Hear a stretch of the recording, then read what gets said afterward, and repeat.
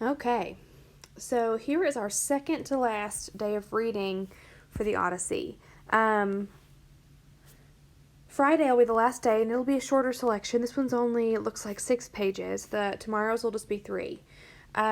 So far, we have gone through all of part 1 that was in our textbook, which included the island of the Cicones, the island of the Lotus Eaters, the Cyclops, meeting Circe, going to the land of the dead, and meeting Tiresias, passing by the Sirens, Scylla and Charybdis, going to Helios's island, and making the mistake of killing the cattle, and then Odysseus is alone and goes by Scylla and Charybdis again before landing with Calypso, who he stays with for 7 years. After that, he finally makes his way to the Phaeacians, who get him home, and he's met his son Telemachus. And they make a plan to defeat all of these suitors. I think there was 114, I think was what we counted. And then in yesterday's reading, we met Argus, his sweet dog, who waited for him to come home before he died. We met Penelope for the first time, who had been tricking the suitors for years by saying, "Let me finish this tapestry, this burial cloth." And she would weave during the day and unweave at night to buy herself time. And then she meets Odysseus, but doesn't know it's him. He's a beggar. He's disguised as a homeless person. And she opens up to him as I'm just waiting for my dear husband to return. And he says, "I can promise you I know Odysseus because he's disguised. I know him. He will be home by tomorrow." So let's jump right in. Now we're at the challenge. Pressed by the suitors to choose a husband from among the men. So they're saying, listen, we're tired of waiting. You have to choose a husband. Penelope says she will marry the man who can string Odysseus's bow and shoot an arrow through 12 axe handle sockets. The suitors try and fail. Still in disguise as a beggar, Odysseus asks for a turn and gets it. So keep in mind, a bow is a large piece of wood, right? And to string it, the wood is probably almost straight. To string it, you have to get the string here. You have to bend it down. And then string it to this side. Now, the reason why this is such a big deal is Odysseus's bow is known to be unstringable by anyone but him. He's the only one who can string it. Then, if they can string it, which some of them can, they have to shoot it through 12 axe handles. So imagine you have an axe, okay? Here's your axe. What did I do? And then you have this big piece of wood, and on the end, so they can hang them up in the armory, are tiny circles. Okay? Big enough for an arrow to pass through, but small. So she's saying whoever can string the bow and shoot the arrow through that axe handle right here, 12 of them, not one at a time, but in a row, so 12 in a row, that's who I'll marry. And part of her is saying this, I would imagine, because she thinks only Odysseus can do this, so I don't have to marry anyone unless it's Odysseus. So then Odysseus, as a beggar, says, "Let me try." All the suitors have failed. He's like, "Let me try." And Odysseus took his time, turning the bow, tapping it every inch for borings that termites might have made while the master of the weapon was abroad. So he's taking his time checking it to see if it's still in good condition. The suitors were now watching him, and some jested among themselves, so they're making fun of him. A bow lover, dealer in old bows. Maybe he has one like it at home, or has an itch to make one for himself.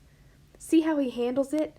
The sly old buzzard. So all of these comments, they're making fun of him. They're like, "Oh, look at him, trying so hard. Maybe he collects these with at home, because he's homeless." And one disdainful suitor added, "May his fortune grow an inch for every inch he bends it." So he's saying, like, he's basically saying, if he can bend it, let his fortune grow for every inch he can bend it down to string it. But he's not going to do it. It's disdainful, right? They're being mean. But the man, skilled in all ways of contending, satisfied by the great bow's look and heft, so he's happy that it's not going to break, that it's still in good condition, like a musician, like a harper, when with quiet hand upon his instrument, he draws between his thumb and forefinger a sweet new string upon a peg. So effortlessly Odysseus in one motion strung the bow. So they're saying, if you've ever, I know some of you play music, they're saying as easily as a musician would take a string and restring a guitar. which you don't have to bend the guitar, right? You just have to have a long enough string.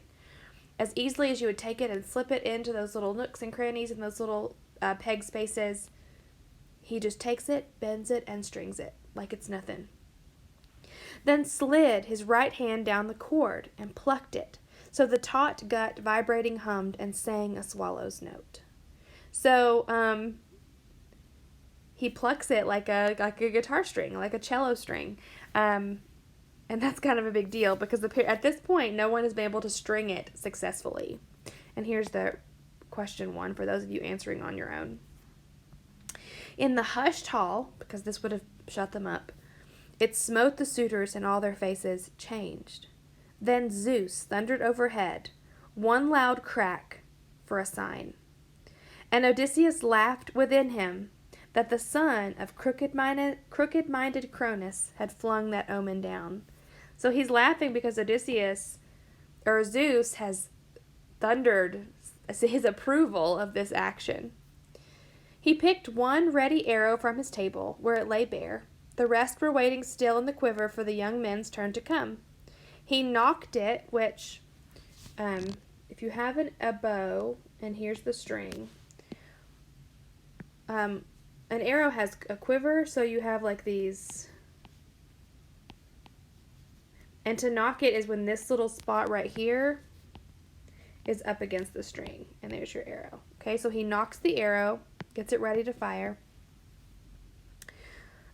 He knocked it, let it rest across the hand grip, and drew the string and grooved butt of the arrow, aiming from where he sat upon the stool.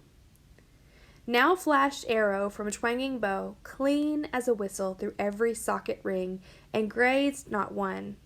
It thud with heavy brazen head beyond.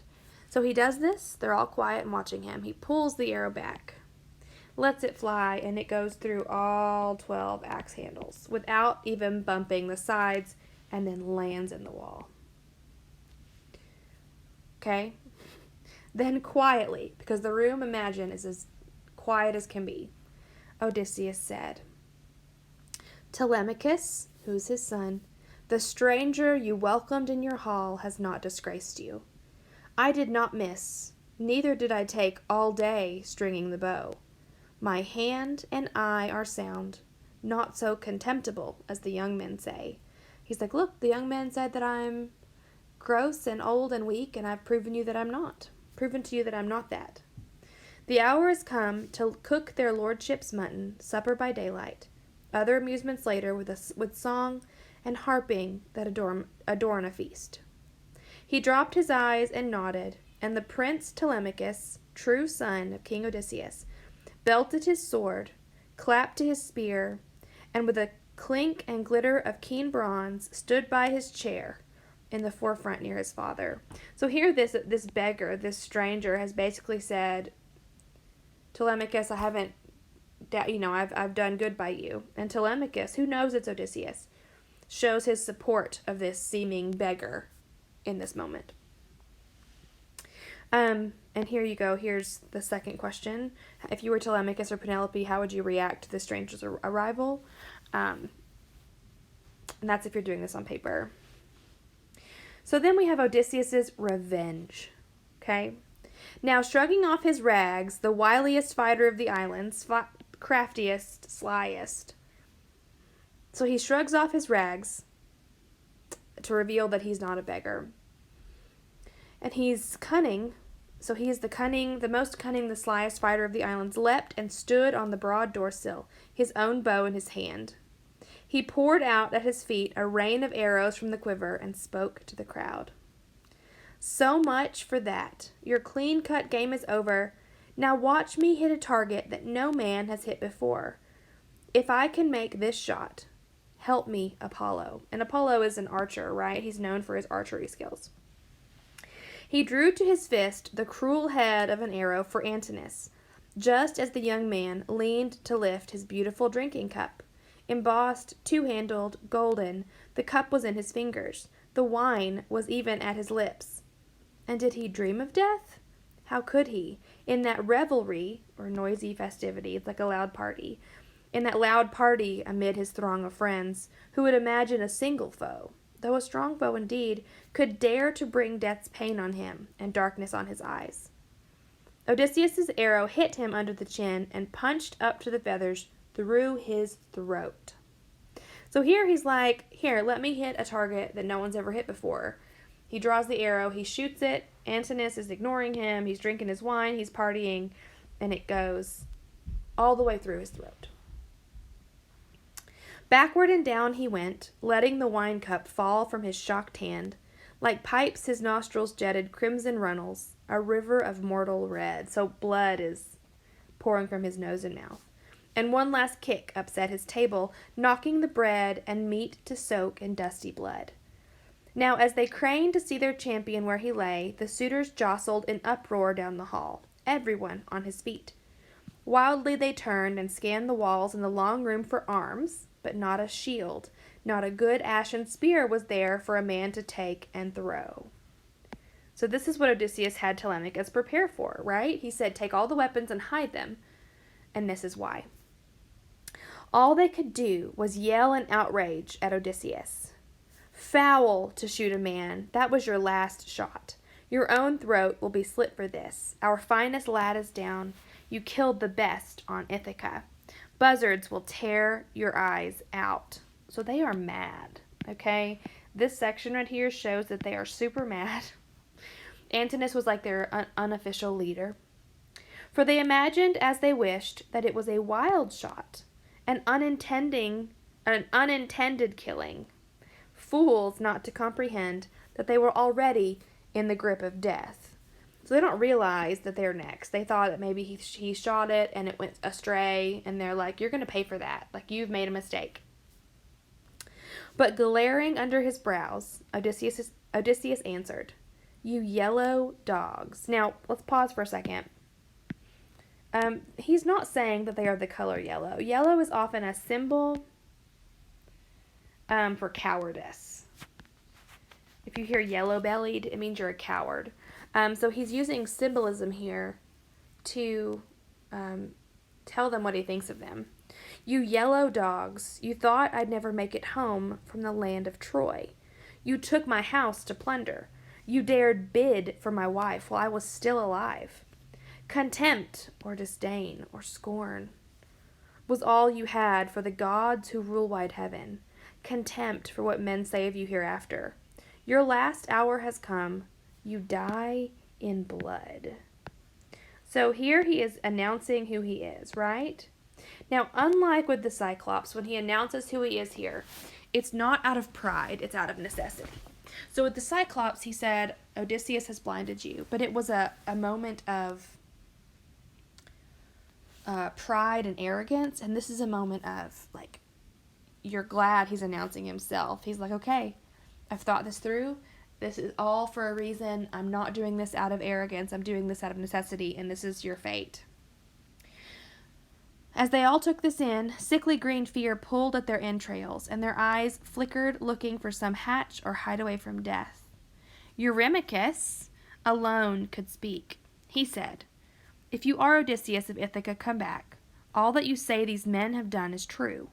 Rash actions, many here, more in the countryside. But here he lies, the man who caused them all. So he's saying, it's all Antinous' fault and he's dead. Antinous was the ringleader. He whipped us on to do these things. He cared less for a marriage than for power Cronion has denied him as king of Ithaca. For that he tried to trap your son and would have killed him. He is dead now and has his portion. Spare your own people. Because remember, some of these men are from Ithaca. As for ourselves, we'll make restitution of white and meat consumed, and add each one a tithe of 20 oxen, with gifts of bronze and gold to warm your heart. Meanwhile, we cannot blame you for your anger. So he's saying here, listen, spare us. We will give you all of these bronze and gold and meat and wine and oxen, and we will pay you back and then some. Okay, we're going to pay you back and then give you extra oxen, extra things, to pay you back for this wrong that we've committed. And we know you're angry, but please grant us this. Odysseus glowered under his black brows and said, not for the whole treasure of your fathers all you enjoy, lands, flocks, or any gold put up by others, would I hold my hand. So he's saying, it doesn't matter what you give me, nothing is going to stop me from taking my revenge. There will be killing till the score is paid. You forced yourselves upon this house. Fight your way out, or run for it if you think you'll escape death. I doubt one man of you skins by. He's like, listen, you brought this on yourself. You can try to fight your way out. You can run, but none of you are going to get away from me. They felt their knees fail and their hearts, but heard Eurymachus for the last time rallying them. Friends, he said, the man is implacable. I should know how to say that word. Oh well. Now that he's got his hands on bow and quiver, he'll shoot from the big doorstone there until he kills us to the last man. Fight, I say. Let's remember the joy of it, because they're all soldiers. Swords out. Hold up your tables to deflect his arrows. After me, everyone, rush him where he stands. They're all going to try to attack him at once. Okay? He's one man against all of them. That guy has a tail. There we go. If we can budge him from the door, if we can pass into the town, we'll call out men to chase him. This fellow with his bow will shoot no more. So Eurymachus is trying to rally them to his cause. He drew his own sword as he spoke, a broadsword of fine bronze, honed like a razor on either edge. Then, crying hoarse and loud, he hurled himself at Odysseus. But the kingly man let fly an arrow at that instant, and the quivering feathered butt sprang to the nipple of his breast as the barb stuck in his liver. So he shot him through the gut. The bright broadsword clanged down. He lurched and fell aside, pitching across his table. His cup, his bread and meat were split and scattered far and wide, and his head slammed on the ground. Revulsion, anguish in his heart, with both feet kicking out, he downed his chair, while the shrouding wave of mist closed on his eyes. So, he's now dead too. Amphinomus now came running at Odysseus, broadsword naked in his hand. He thought to make the great soldier give way at the door, but with a spear throw from behind Telemachus, hit him between the shoulders, and the lance head drove clear through his chest. He left his feet and fell forward, thudding, forehead against the ground. Telemachus swerved around him, leaving the long dark spear planted in Amphinomus. If he paused to yank it out, someone might jump him from behind or cut him down with a sword at the moment he bent over. So he ran from the tables to his father's side and halted. So here he's thinking through, right? Even in battle, he's saying, if I stop for this, if I stop to grab it, someone will jump me, and I can't have that. So he's clever and smart like his dad. So he gets to Odysseus and he says, Father, let me bring you a shield and spear, a pair of spears, a helmet. I can arm on the run myself. I'll give outfits to Eumaeus and this cowherd. Better to have equipment.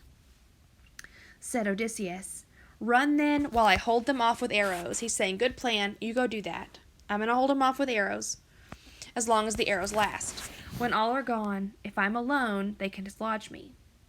So he's like, you have to move fast because I'm going to use these arrows until they're gone. Quick upon his father's word, Telemachus ran to the room where spears and armor lay. He caught up 4 light shields, 4 pairs of spears, 4 helms of war high plumed with flowing manes. So imagine those like helmets, that have like the big plumes of feathers. You know what I'm talking about?